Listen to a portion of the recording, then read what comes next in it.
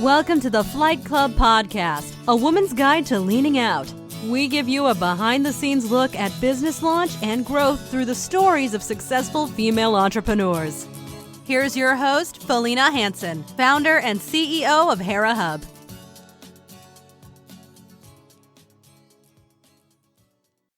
Hello and welcome. I am excited to share my conversation today with Denise Harris. She is a Hera Hub member in Washington, D.C., and she is a corporate consultant. She has 20 years of senior leadership experience and now works closely with executive women who seek support in their professional development and have an undeniable desire to elevate their influence and maximize their potential. Her clients include senior leaders from Fortune 500 companies such as GlaxoSmithKline, Amazon, Mozilla, and National Institutes of Health. As a strategic advisor, she develops and shapes, works with hundreds of women to make sure that they are part of the leadership circle where decisions are made, and develops blueprints for organizational direction developed and company mission driven. So welcome to the show today, Denise. Hi, Felina. Thank you so much for having me. I'm delighted to be here with you. Wonderful. Well, before we get into, as the introduction, the current focus of your business, let's learn about your background first. So take us back. Tell us, where'd you go to school? What did you, career path-wise, what were some of your first steps? Sure. So I grew up in Long Island, New York, and I went to Hofstra University. I majored in journalism and communications. And I think while I was in school, I knew for sure that I didn't want to stay in the New York area. I had a feeling that I just kind of wanted to leave New York and start my career in a different area. And so I selected Washington, D.C. And after I graduated, that's exactly what I did. I left Long Island and moved to the D.C. area. And I was able to get into a management position pretty early on and started my career in the cable industry and just started climbing the leadership level, or the leadership ladder rather, pretty early on. Yeah, so you started your career at Comcast Communications, is that right? Yeah. At the time, it was a smaller cable company that ultimately got purchased by Comcast. But yes, most of my career was with Comcast. Okay. And then it looks like you went on to USA Today to work for another very, very large company. Talk about that transition. Yeah, that was awesome. I worked for USA Today in their publishing area, where they did a lot of work around customer relations and making sure that the newspaper was partnered with, various other publications, and stayed there for just under 4 years.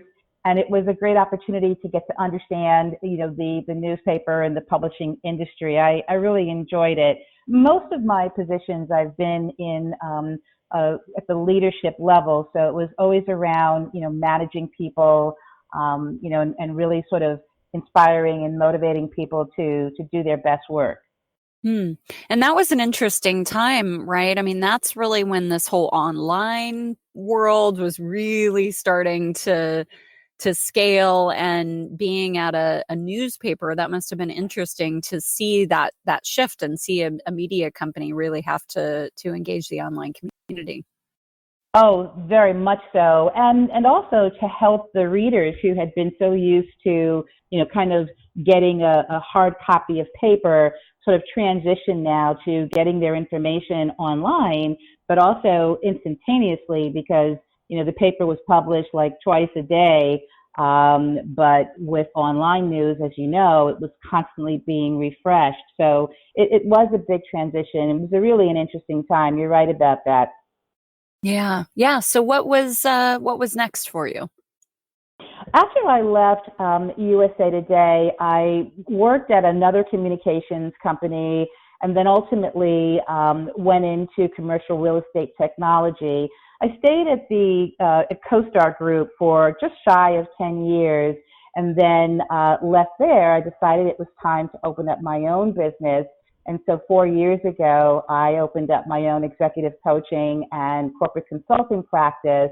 And, it was, I don't know if you've ever jumped off of a plane, but at the time, that's really, that's really what it felt like. It was sort of terrifying initially, and, you're kind of wondering what you're going to do, and you're having to learn, so many different things at one time. But I have to be honest, it probably was the most exhilarating time for me, and one of the best decisions that I've made in my entire life.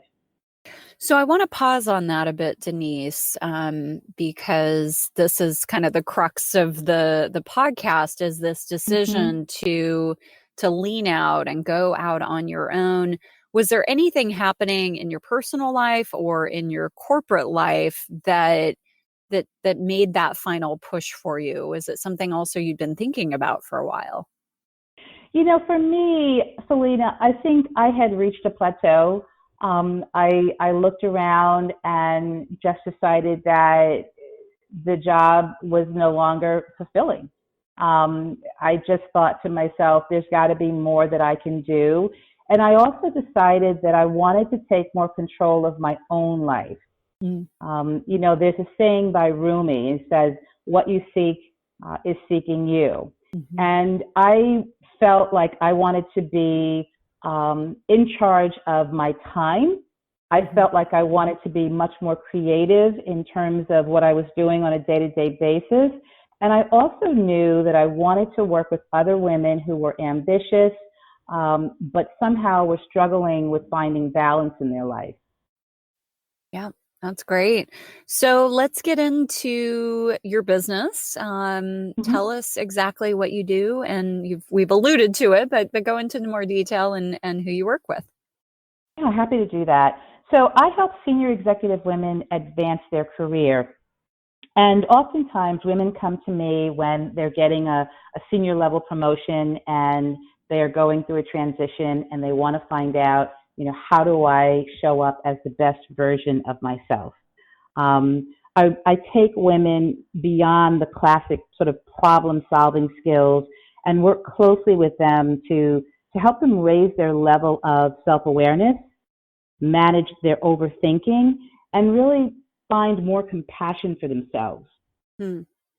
I think oftentimes, Selena, go ahead. Sorry, I want to pause real quick. Manage their overthinking. Describe that a little for us. Yeah, it's an interesting concept, but it's very real, and it's that idea that you are sort of plagued by judgment, criticism, and always looking for validation.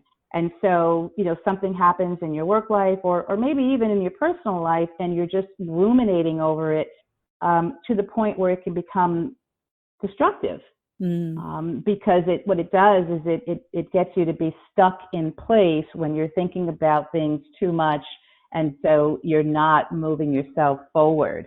And I run into a lot of women who come to me, and that's an issue for them. Okay. Thank you for explaining that. Yeah. We do. I kind of call that the hamster wheel sometimes when I see, either myself or others, like you said, getting stuck on things. So thank you. So carry on. Sorry. Tell us more. No. I was just going to make a comment that, oftentimes the question becomes, how can we as women tap into our strengths and our talents and really rock our businesses, or if you're in corporate, really thrive in that environment.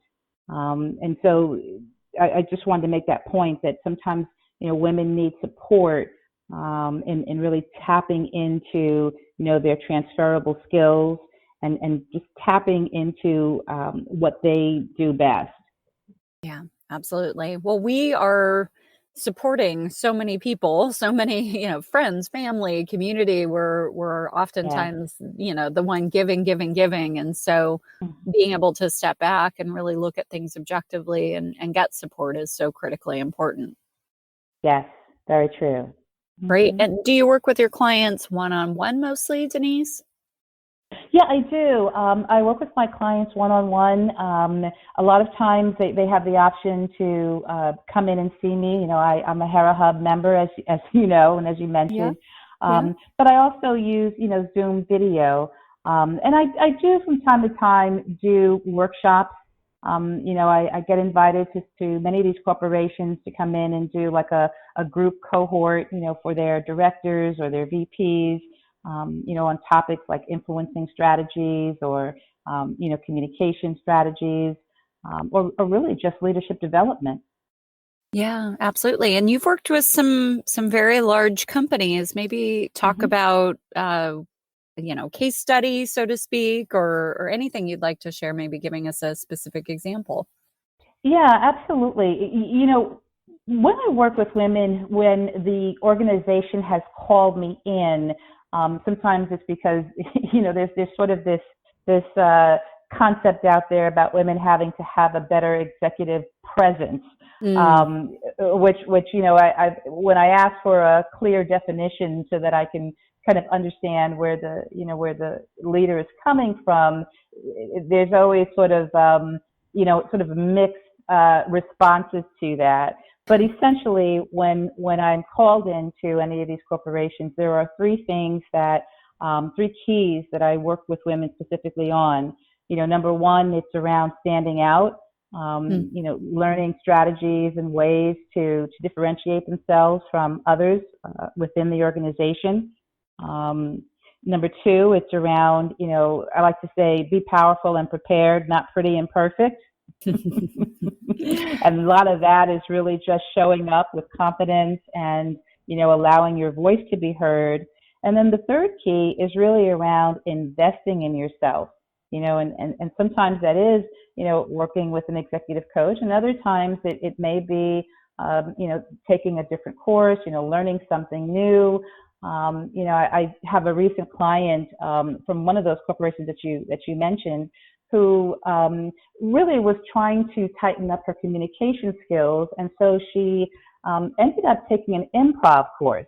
Mm. And it was the best thing she could have ever done, because I think one of the things that she learned through taking that improv course, Selena, was that sometimes you just put your best foot forward and then you let go. Hmm. Yeah, that's so important. We have some members here in San Diego that are very involved in improv and teaching improv, and something I've tried myself, and it really is interesting. It really helps you step out of your comfort zone. Very much so. And I think, to that point, that's where the growth is. When Mhm. when women say, "Oh, I want to grow, I want to do something different," I say, "Are you ready to be uncomfortable?" Because the possibility lies outside of your comfort zone. Yeah. I wonder, I want to ask a question, and this, you may have heard of this study, and this relates to this comfort zone piece. um, as it speaks to women advancing in their career and even advancing at a particular business, or particular company. So Hewlett Packard had done this internal study a few years ago, over a course of time, measuring upward movement within the company. And the gist of what they found through this research was that men would apply for internal promotions when they were maybe half-ish or a little over half-ish qualified for the job, right? And women would not make that move to apply for an internal promotion, kind of step up the ladder, if you will, unless they were close to 100% qualified. So they were able to kind of check all the boxes of the qualifications. Curious, I don't know if you've heard of that exact study, but I know there have been others done. Oh, yes. Why is that? Why are we Yeah. doing that to ourselves? Yeah. No, it's very true, and a lot of it has to do with perfectionism. Women feel like they want to be 100% ready before they put themselves out there. And I think part of it is because we're trying to find ways to shield ourselves from rejection or from disappointment. And then there's also that, the imposter syndrome that kind of gets into our head, that voice that says that you're not good enough. And so, you try to fight that voice, but by doing that, you end up going to the extreme. Yeah. But yeah, I think a lot of it has to do with the fear of self-promotion as well. Women oftentimes don't like to talk about their strengths or their accomplishments. And the reality is that if nobody knows how good you are, you're going to minimize your opportunities, to get higher compensation or to, participate in, highly visible projects or even to get that promotion. Yeah. Why do we do this to ourselves, Denise? I mean, it seems Uh, so obvious when we talk about it, but what's underneath this, in your opinion? Yeah, I think in my opinion, it really it's insecurity. Mm, And part of it too, Selena, is some of it is how we grow up. mm, Um, I think women are often taught as young girls to be smart, be quiet, avoid conflict, you know, keep the boat afloat, if you will. Don't rock the boat. yeah. And that shows up in ways in the corporate environment big time. And I think it also has to do with why we don't see as many women as we should in the C-suite positions. Yeah. Yeah, this concept of, there was actually a show, I think it was Netflix or something like that, called The Loudest Voice, and I won't go into Mhm. what that was about because that's a whole different topic, but this concept of being the loudest voice.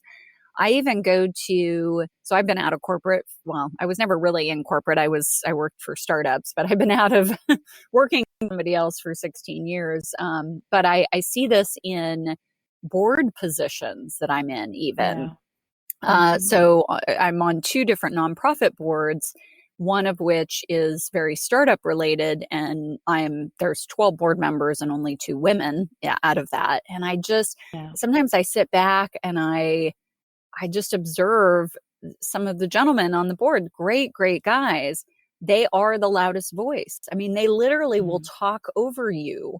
And because they're the loudest voice, their ideas get the attention. And Mhm. it's a struggle for me personally to, do I start talking louder? I mean, what do I do here? This is Yeah, interesting. yeah. Well, it's an interesting conundrum, but essentially it's around, what I was talking about earlier in terms of showing up powerful and prepared. And you make sure that your voice is heard. I think a lot of times women get into those situations and they hear men talking and they just decide, okay, somebody's going to say it, I'll let them say it. Mhm. Instead, we need to go ahead and put our voices out there. And oftentimes, if you listen to like the women on MSNBC or CNN, a lot of these news shows, you see that happen to them. They're talking about their opinion, or they're giving, they're talking about an experience or something that happened from a political perspective, and one of the men that's on the panel will pipe up before the woman has finished, her sentence. And what I've seen them doing more often now is just continuing to talk until the gentleman just says, "Oh, okay, I'll be quiet and wait until you're done." Huh. Oh, jeez. I mean, we shouldn't have to do that, but you have to stand up for yourself, and you have to feel like your voice has value. And if you feel that way, then you're more committed to getting your message out. Yeah. You mentioned, a lot of this stems from childhood, how we were raised. What would your advice be, or if you were raising a young woman right now, what would you be teaching her to make sure that she grows up with that voice? Well, the one thing I would do is constantly be talking about, accomplishments and, sitting down and listening to what she's telling me, whether it's my daughter or my niece or my sister, but really listening with interest and also encouraging her, to get engaged and not to be afraid to speak up and to share her opinions with others. And the one thing that I can tell you, Felina, is that when women hear each other talking about their wins, they're inspired by that. Mm, They yeah. really are. And I think what we can do, because it always starts with us, is ask questions. Tell me about your accomplishments. Like, I want to hear about them.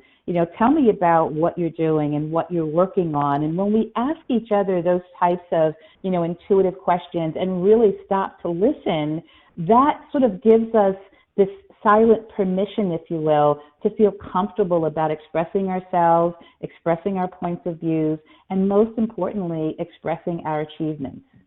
Yeah, that's really, really great advice. Thank you so much.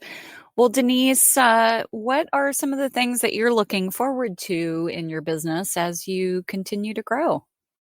Well, I'm really excited about the new decade ahead. I have more leadership development workshops that I'm doing.